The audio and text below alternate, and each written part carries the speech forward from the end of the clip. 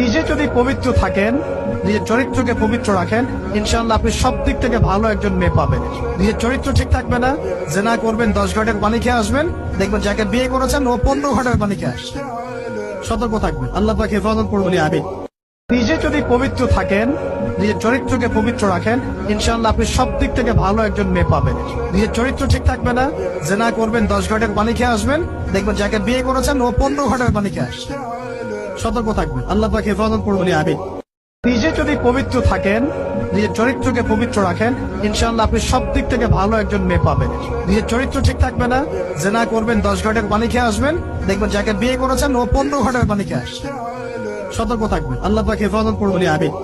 নিজে যদি পবিত্র থাকেন, নিজের চরিত্রকে পবিত্র রাখেন, ইনশাআল্লাহ আপনি সব দিক থেকে ভালো একজন মেয়ে পাবেন। নিজের চরিত্র ঠিক থাকবে না, জেনা করবেন, 10 ঘাটের পানি খেয়ে আসবেন, দেখবেন যাকে বিয়ে করেছেন ও 15 ঘাটের পানি খেয়ে আসছে।